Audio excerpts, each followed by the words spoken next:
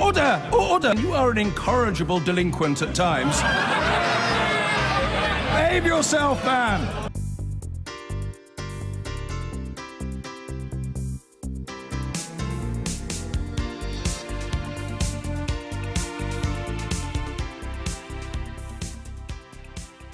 First of all today, the government has restated its commitment to leaving the Customs Union ahead of a symbolic vote on the issue in Parliament on Thursday. Now, that vote won't trouble the government, but there are a number of tricky parliamentary motions coming up over the next month in the House of Commons, which could tie Theresa May's hands and keep Britain in a customs union with the EU. Norman Smith has joined us to take us through the latest developments. Norman, why is this issue so important? We know the government's position. They've stated it very clearly as part of Brexit policy, a central sort of plank of that policy, that they're going to leave the customs union. If they lose the odd vote, what difference does it make? Well, if they lost the vote on staying in some form of customs union, that frankly would be a shattering blow to Mrs May's whole approach to Brexit, and I think many Brexiteers would regard it as a sort of defeat of the referendum, because their take is that leaving the customs union enables us to strike our own trade deals, and that for them is the great prize of Brexit. Strip that out. If you have to stay in a customs union where the deals are set up and arranged by the EU, then for them that is pretty much tantamount to staying in the EU. So it really is a fundamental issue and a make or break vote, which is why over the past 24 hours we've seen senior ministers, we've seen Downing Street, and now Mrs May coming out pretty much thumping the table saying, no, no, no, no, no, we are leaving the customs union. And by the way, we're not going to join a customs union, because of a degree of nervousness, frankly, among some Brexiteers that maybe the Prime Minister's getting the collywobbles. Maybe she's beginning to wonder whether she's actually got the numbers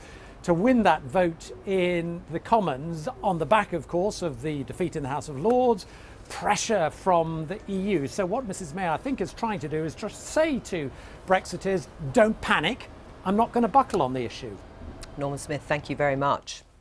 Well, the debate over Britain's future trade relationship after Brexit is deeply political, with two factions locking horns, as we heard there from Norman, and refusing to budge. So who better to explain it for us than the lobby's very own tough nuts, Kate McCann and Kevin Maguire. Kate, let's start with you. Tough nut number one.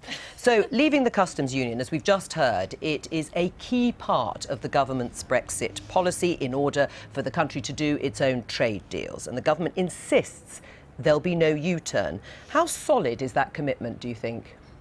Well, over the weekend, I mean, it's a very good question, because over the weekend we saw reports that Theresa May and some of her most senior team wouldn't be crying into their pints if, in fact, we didn't leave the customs union.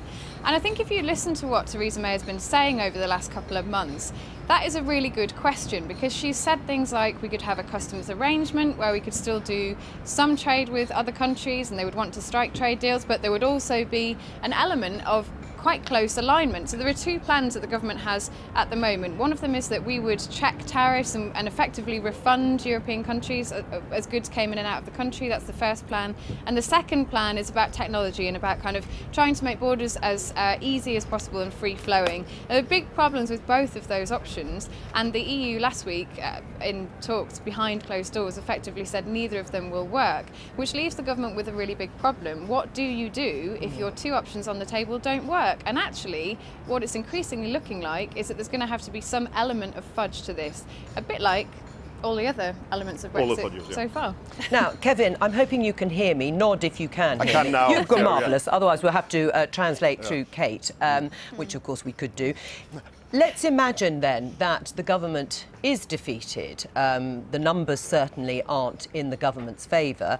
And over some of the key votes that are coming up in the next month or so, including this one on Thursday, even though that's more symbolic, if she's defeated, what happens then? Yeah, Thursday's vote is symbolic, and in fact the Conservative policy, because they fear they'll lose it, is to say go off to your constituency early at the weekend. But when the meaningful vote comes along on the customs union, it's very possible she could be defeated. Not certain, because there will be some Labour rebels who won't vote the Labour line to have that customs union, however it's defined.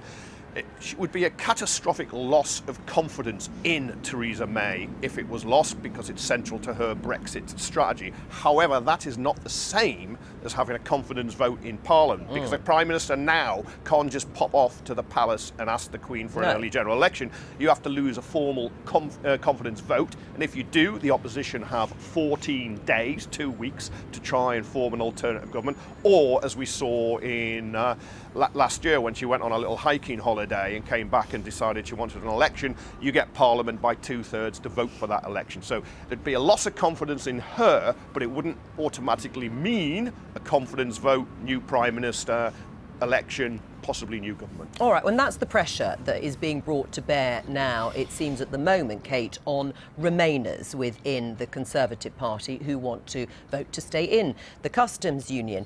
Will they buckle in the end under the sort of pressure that we've just heard there from Kevin, that it could result in some form or another of Theresa May resigning over this or not?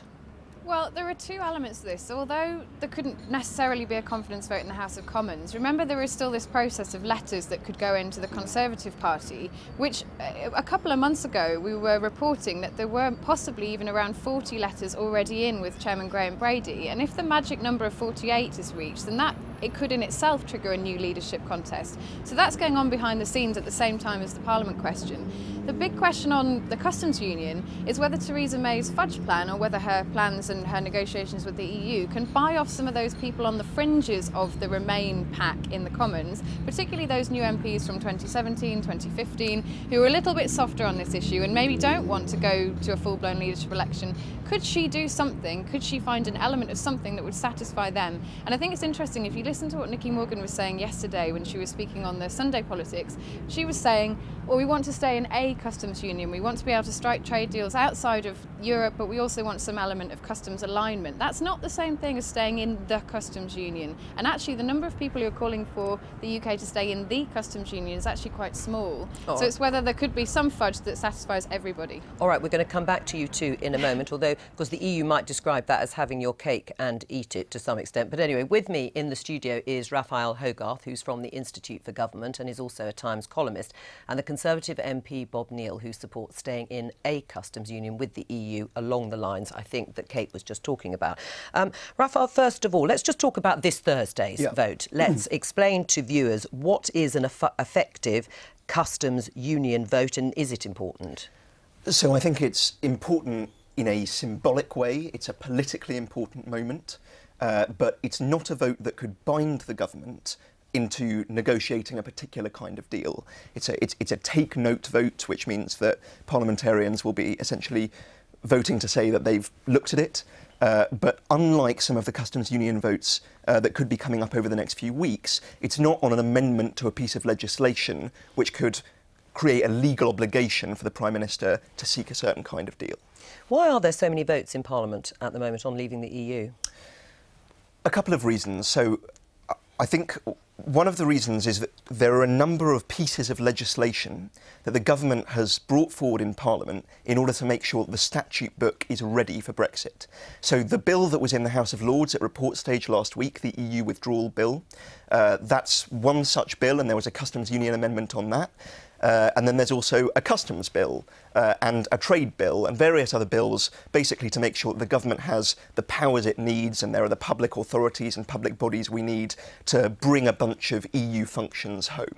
Now, the Commons votes that we were talking about that may come in June, we don't know exactly when they're going to come, end of May, in June, these are crunch votes, which will have amendments attached to them in one form or another to say that the government should at least consider, or should certainly actually support, the UK remaining in a or the customs union.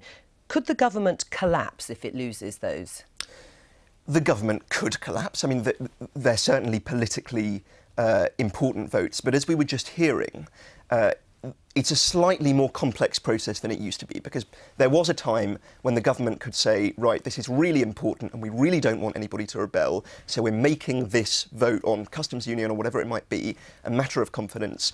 If we lose it, then we resign and we go to the people. And as we've heard, because of the Fixed Term Parliaments Act 2011, the automatic link between losing on a confidence vote and resigning and going to the people has been broken. The government, I mean, that doesn't mean that the government couldn't collapse. I think there are a few ways that it could.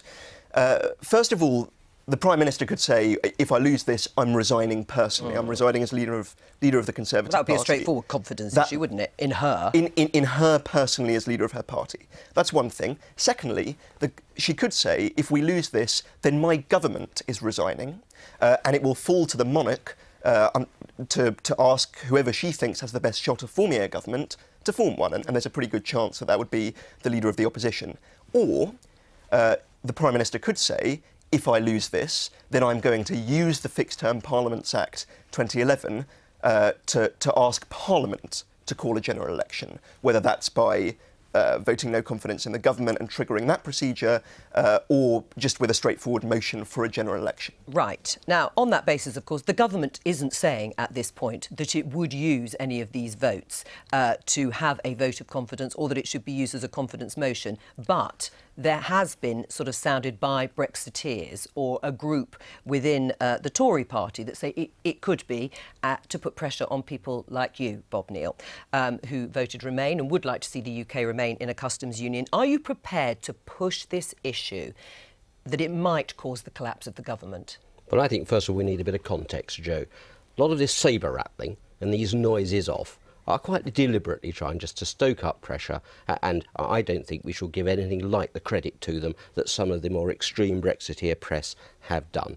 You're not going to find any one of my friends who take my view writing any letters against the Prime Minister. I support the Prime Minister and I've got confidence in her, and I hope every other member of the Conservative Party will disown any suggestion that there should be any type of undermining her as leader of our party. I want to help her to get the best possible deal for the UK. I think that involves a very close customs arrangement, where it's a customs union, not the, is something that we need to have a serious debate about. Where that sits with her objective of a close customs partnership or arrangement, let's have a look, but let's have a serious discussion. That's what Thursday is. Raphael's absolutely right. There's no binding motions on this. It's brought by select committee chairs because there have been a number of select committee reports on this, so we want to discuss that in the context of the evidence, without any of the emotion. Is Bob Neal being disloyal to the party?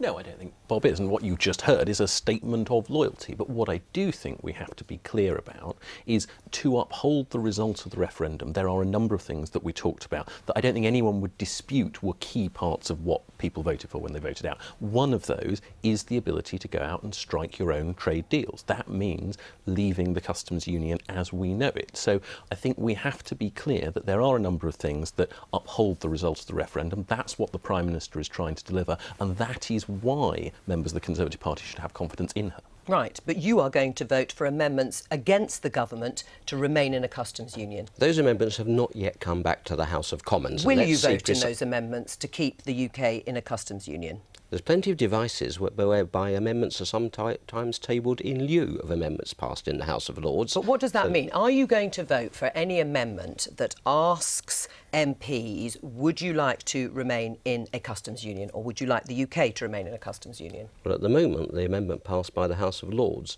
would in fact ask the government not to be obliged to remain in any kind of customs union, but to make a statement on their policy. So again, I make the point, Joe, that a great deal of heat is being generated into something which is not in fact there.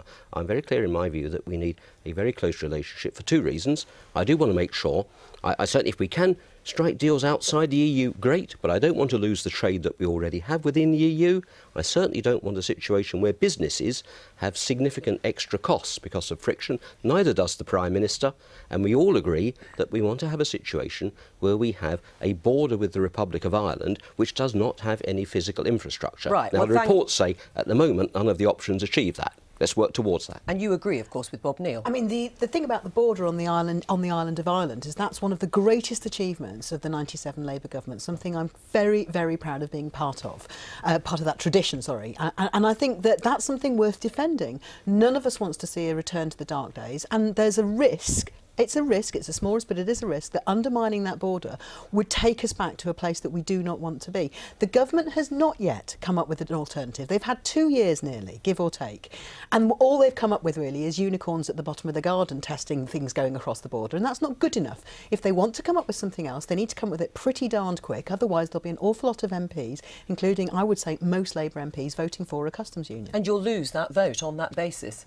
Well, I think it remains to be seen what that vote is on. I think there is absolute commitment, nonetheless, from the Irish government, from the British government and from the EU that they will maintain a frictionless border. But it's been rejected. The proposals have been rejected. And we've got to get to a point where we agree on that, but you've got to bear in mind that everyone starts from the point that we can do it and we will do it. So the fact that we are in a negotiation shouldn't be used to undermine the fact that we have a shared goal, and that is a frictionless border. A shared goal is great, but not having a way of getting there after 2 years, when your government's had 2 years to come up with a way of achieving that shared goal, and we know that there is a way, and that's retaining a customs union. So that's what the Labour Party will be supporting. If Theresa May is defeated, as she is likely to be on Thursday in this symbolic vote, but in the votes after that, what should she do? I think Theresa May has got to win the argument in the first place, and I think that's what she is going to be able to do by continuing to negotiate, by making sure that we get the deal that she has promised. And I've got genuine confidence, as you've just heard from Bob, that she will be able to do that. This is about making sure we win the argument in advance, and that's why we'll win the vote. But it is quite extraordinary that we're still at that point when Theresa May chose when to trigger Article 50 and thereby start the clock. We're running out of time now, and we still don't have an option that's actually meaningful and makes sense to But the suggestion of being defeated, Joe, is incorrect language, because this is a backbench piece of business brought by the liaison committee. It's not a defeat for the government, it's on a one-line whip. So I think to talk in terms of defeats is incorrect. This is simply the House of Commons, as a House of Commons, expressing a view which those members who are present will vote on. So I think this talk of defeats is falling back into that trap of trying to suggest this is some deep-seated divide. There's not. The objectives are shared. We're having that done by the liaison committee, a cross-party body. That's the context in which we should look at it. But how is it not a deep-seated divide when you're accusing parts or people within your party of sabre rattling unnecessarily, and they are accusing you of trying to break with the result of the referendum by staying in a customs union? Well, I think, again, how much of this comes from commentators rather than our parliamentary colleagues, with whom I think most of us work very well, it is a matter that we need to bear in mind very carefully. The people out in the commentariat with agendas, Joe, and I think those of us who are practical politicians don't want to fall for that sort of language. Right, all right. Thank you very much for coming in, both of you. The government is moving forward as one on Brexit, according to the Prime Minister's spokesman, as she faces a week of parliamentary battles over plans to leave the customs union. It comes as sources close to Theresa May say she won't backtrack on plans to withdraw, but she's expected to face opposition during a Commons vote on Thursday, including from pro-European Tory MPs.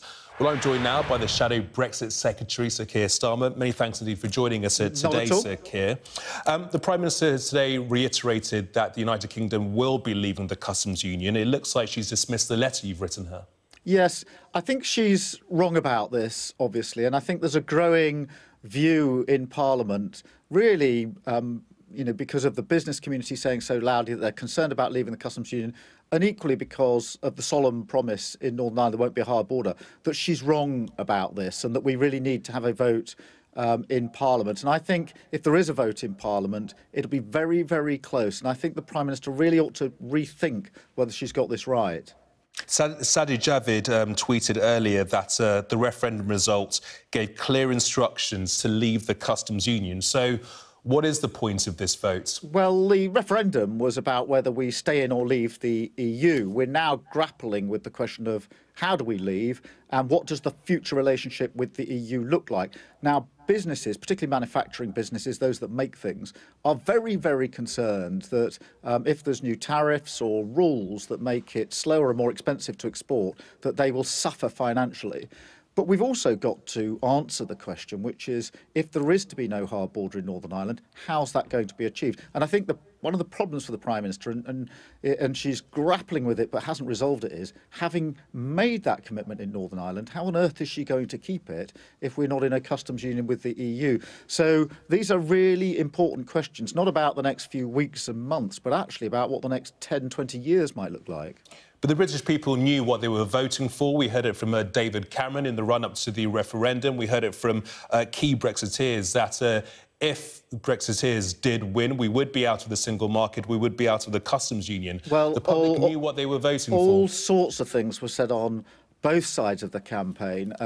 A lot of it will never come to pass. Of course, there was the great promise of 350 million quid for the NHS a week, and that is not going to happen. What we've got to do now is to face the challenge about what the future looks like, to decide what our economic interests are, our national interests. And when the business community and many MPs are saying the same thing, I really think the Prime Minister needs to listen. There's not just one or two politicians, it's a huge sector across our industry that's saying if you're making things, if you're manufacturing, getting out of a customs union is a really bad move. And equally, in Northern Ireland, how on earth do you keep to the promise of no hard border if you're out of the customs union? And the Prime Minister can't just walk away from that commitment. She made it last December. It was a solemn commitment. I believe her in that commitment about no hard border. But the clock is ticking. How is that going to be achieved? And you can't just avoid that question. But what is the point of this particular vote and this particular debate this week? The main vote will be in June. Yeah. Parliament could once again be accused of being all talk and no action. Well, I think this is a statement of intent. What's significant about this debate on Thursday is that cross-party MPs have signed the petition for the debate on Thursday. But you're right, the crunch votes, the really crunch votes, are likely to come slightly later in the year. The government's really been putting them off. We were expecting the trade bill and the customs bill to be through Parliament 2 or 3 months ago now. They've been held up because the government's worried about losing a vote, but those bills have got to go through. And so by May, early June, we will have crunch votes. And never forget, the next EU summit is at the end of June, when the expectation is there will be an answer as to how the conundrum of the Northern Ireland border is going to be solved. So the next few weeks really are a crunch time for the Prime Minister now. Do you think you can defeat the Prime Minister on the matter of the customs union? Well, I hope we can. Certainly, we'll obviously be voting for a customs union with the EU. I know there are Conservative MPs who are very worried about this. A number of them have signed the amendments that are going to be before Parliament later this year. And they are worried about it because they're worried about our national interest and our economic interest. Now, obviously, they'll have to decide for themselves how they vote. But I think that, you know, actually the majority is for staying in a customs union with the EU. And instead of pushing it to this crunch vote, the Prime Minister should reflect on that and rethink her position. Sir Keir Starmer, appreciate your time. Thank you. Thank you. The Prime Minister has restated her pledge that the UK will leave the EU customs union after Brexit. The government's coming under pressure after a defeat on the issue in the House of Lords last week, and it's facing a symbolic vote in the House of Commons this week. Remaining in the customs union would mean the UK could trade without tariffs on goods within the EU, but would not be able to strike independent trade deals. Our political correspondent Vicky Young has more. Stitching together a deal that will last. That's Theresa May's Brexit challenge. This factory in Dudley exports furniture, and businesses across the country want to know how they'll be trading with the EU after we exit. The customs union allows goods to be shipped all around the EU with no taxes, known as tariffs. But it stops us negotiating free trade deals with other countries. So the Prime Minister insists we need a new arrangement. Coming out of the customs union means that we'll be free to have those deals that suit the United Kingdom. But I also recognise the importance for businesses like this of being able to have as frictionless a border as possible into the European Union. We've put forward proposals that will deliver that frictionless border and enable us to do deals, trade deals around the rest of the world. This visit was part of the Conservatives' local election campaigning. But Theresa May's been dragged back into the Brexit row over trade, and some businesses don't like it. Though it is unrealistic, we don't expect all of the answers. This is a negotiation. What we do expect is that the evidence is listened to and that as much information is shared as possible. And I think this is just the next stage of these discussions, and we urge the Prime Minister and the whole government to listen to business and to follow the evidence. She's under pressure to explain how her plan fits in with the promise not to create a new physical border between Northern Ireland and the Republic of Ireland. Last week, peers defeated the government on Brexit, and some Conservative MPs still want answers. No Conservative, and I think no MP, comes in to vote against their party leader. But this is a very important issue, and I think whether we get it right, and I hope that discussions that the Cabinet are having to make sure we don't create problems with a hard border in Ireland or for British manufacturers, I hope we're able to support, but I think there are more discussions to be had before we can say how any vote is going to go. Today's row reflects a broader argument in the Conservative Party about how close the UK will stay to the EU after Brexit. Theresa May has set out her plans, but Parliament will have its say too. And any suggestion the government is backsliding and preparing to stay in the customs union infuriates Brexiteers. What I think that we all need to do as politicians is to remember what the vote was back in 2016. And the vote was to leave the European Union, which means leaving the single market and leaving the customs union as well, because they're all elements of EU membership. And clearly we have to address the issue of frictionless trade at the borders. Parliament doesn't yet seem convinced that the government's plans for Brexit will work in practice. With crucial votes maybe as soon as next month, Theresa May still has some explaining to do. Vicky Young, BBC News, Westminster.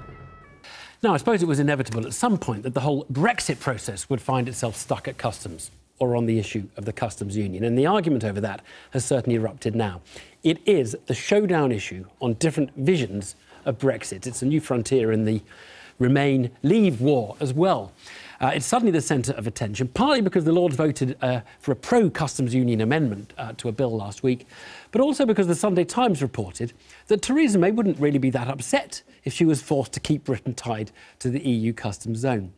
Downing Street last night said otherwise. So the question is it really now in play? Well, the first point is politics. MPs will get more than one chance to vote on the issue and could easily end up supporting it. If they do, we're in an interesting world, and you can draw complex decision trees of the different scenarios that may result. And then the second point is that the EU may make it extremely costly to refuse the customs union at some point. Nick Watt can explain. Well, the reason I've been saying Brexit means Brexit is precisely because it does. Brexit means Brexit. Brexit means Brexit. Brexit means Brexit, and we're going to make a success of it. It is the mantra of a Prime Minister, certain she can shape Brexit around her vision. But as the clock counts down, Theresa May faces questions about whether she controls Brexit or whether it is controlling her. Two forces are working to challenge Theresa May's red lines. EU and pro-European Tories have found common ground over the nature of the UK's customs relationship with the EU after Brexit. Theresa May is opposed to remaining part of the customs union, or fudging it as a member of a customs union, because that would restrict the UK's ability to negotiate trade deals. But later this spring, Tory pro-Europeans plan to force a Commons vote to oblige Theresa May to negotiate a customs union with the EU on the same terms as the current arrangement.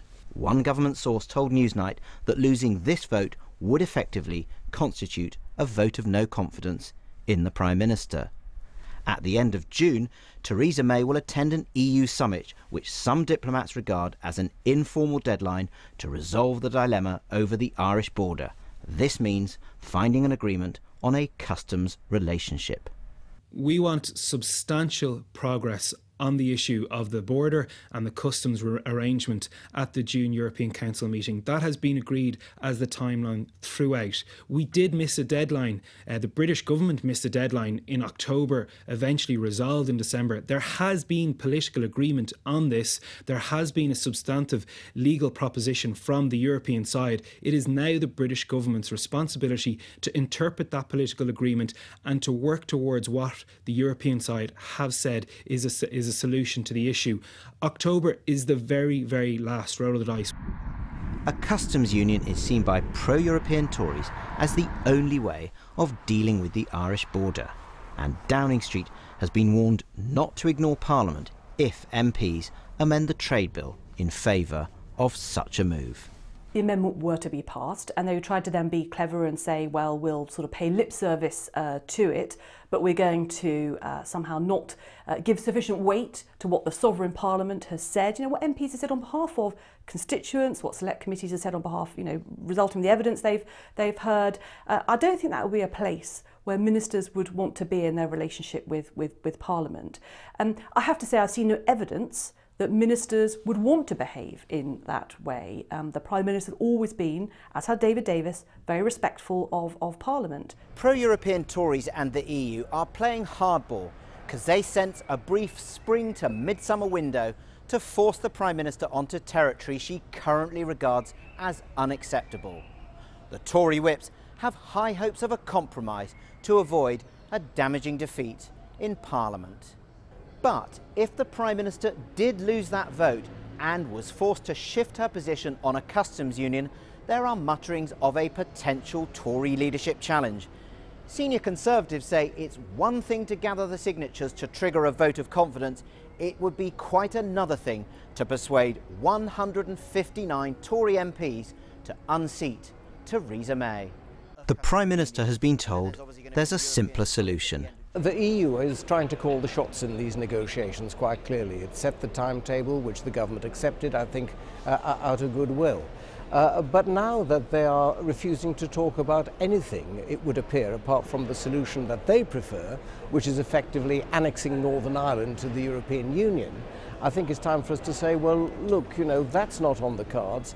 Come back and talk to us when you're prepared to talk about sensible technological solutions to this problem. But until then, we will go away and we will be thinking about our future outside the EU. Time is marching on, and with each day, Theresa May's quest to achieve the Brexit she dreamt of risks becoming obscured by demands from Westminster and the EU. Nick, what there? Nick's with me now. So, Nick, I mean, there's a Cabinet Brexit subcommittee who have to decide on the British line on these things. It may not even be up to them, but they have to decide on what the British government line is. And they're meeting this week. They've just got to hammer this out, haven't they? And a number of Brexit cabinet ministers are going to say to the Prime Minister that they are not happy and they want to reject one of the proposed models that they think is her favoured model for how you deal with this. This is the so-called customs partnership in which the UK would collect tariffs on behalf of Brussels. They believe this has been dreamt up by Ollie Robbins, her chief EU negotiator, and that it would effectively end up keeping the UK in the customs union and the EU. And these ministers are much more interested in the so-called customs arrangement that David Jones was talking about there in my film, which is using technology to deal with this. And what these ministers are saying is we need to get agreement in the Cabinet subcommittee, so there can be agreement in the Cabinet. So by the time there are these votes later on this spring, there's a united Cabinet position. Right, so let's go through the votes. There's a vote this week, but that's not important, right? Yeah. And then that's just a kind of backbench, a kind of guidance vote.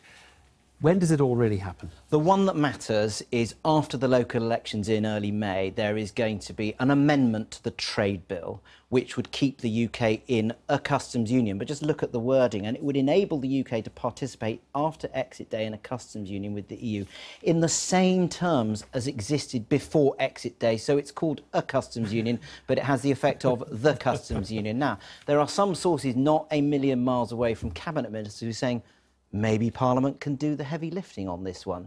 But there are Brexit supporters that are saying that if the Prime Minister lost that vote, that would bring the House down. But they are confident that she will not lose that vote. Right.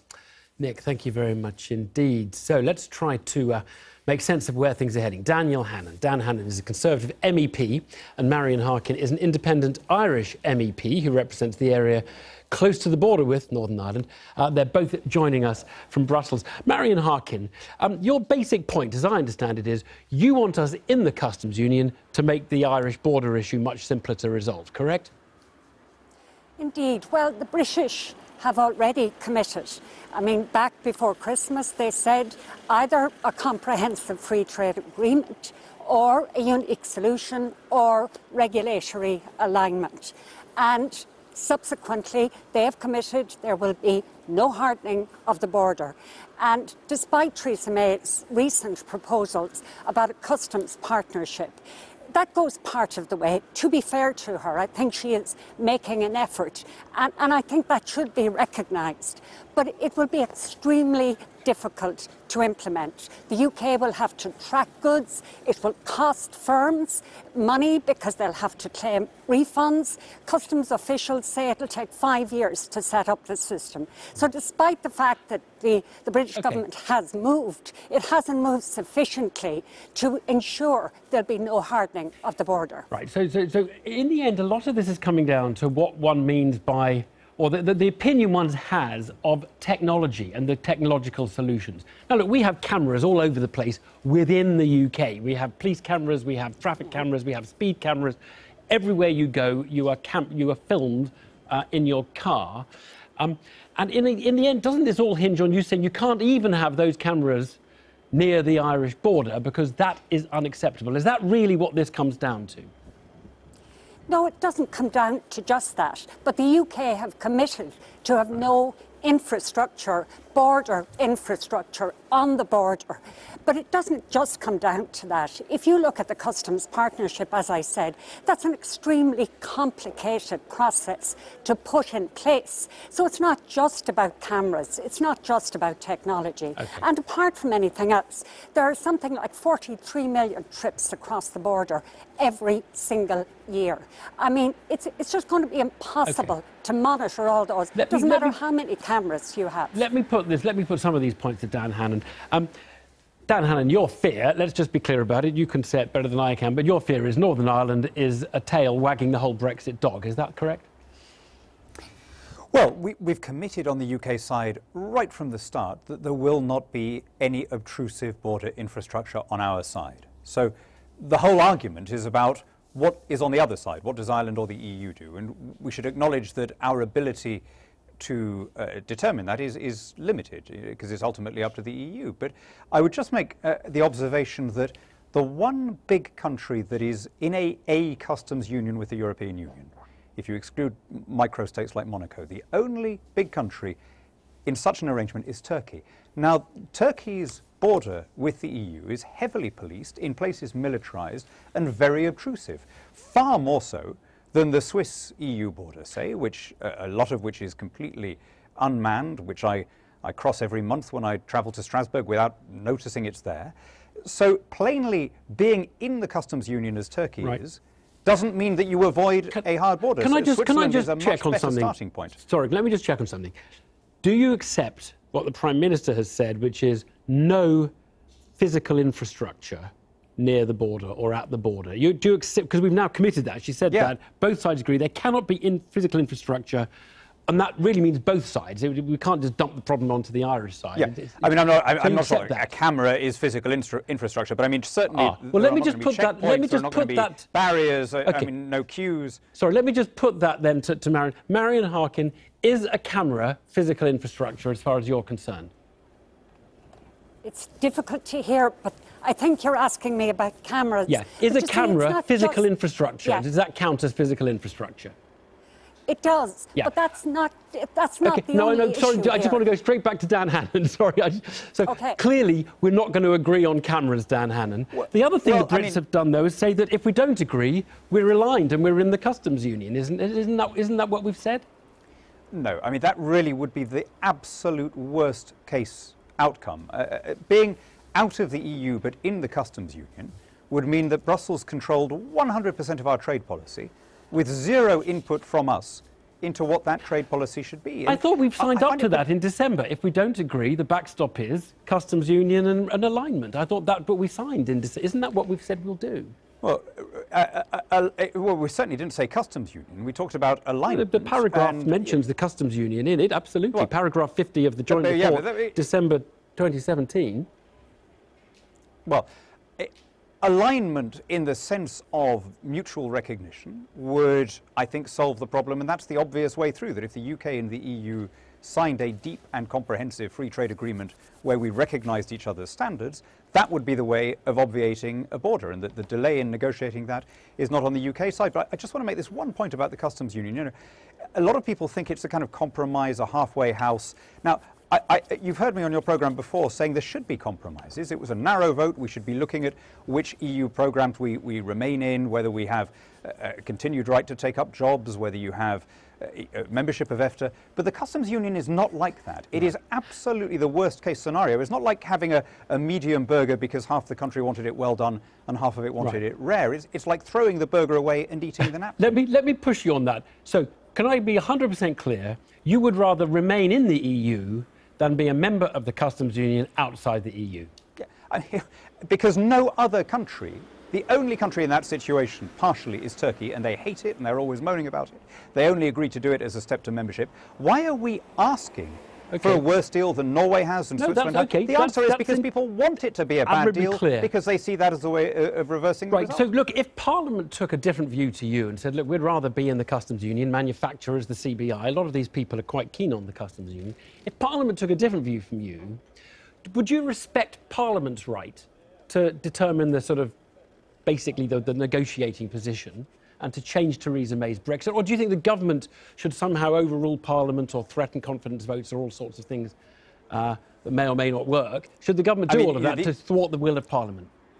Well, these are uncharted legal territories, as we saw with the Gina Miller court case. The degree to which Parliament can mandate a Crown decision here is being, as it were, tested as we go along. But I find it really extraordinary to find Labour MPs, who were always against what Jeremy Corbyn, as recently as January, criticised as a protectionist customs union that hurt developing countries, are now standing up not only in favour of something that is bad for the third world, but in favour of something that clobbers the poorest people in Britain, the lowest income families, by raising prices for food, clothing and footwear, which disproportionately impacts the people that they claim to champion. Quick last question to Marion Harkin. Marion, a lot of people are saying, basically, the Irish question, is it saying the UK can't Brexit in any sort of meaningful way? Well, the UK have made commitments, and I think we're asking them to stand by those commitments. But I would put one other point to you. I mean, you're talking about the customs union. I think most British people, or certainly many, voted for Brexit because they didn't want free movement. Now, if you don't stay in the single market, that's dealt with. I'm not sure many people went in voting for Brexit saying, oh, we have to do our own trade deals. Okay. Your trading partners are the EU, and it makes no sense to leave your trading partners behind. Marion Harkin and Dan Hannan, thanks both very much. I've been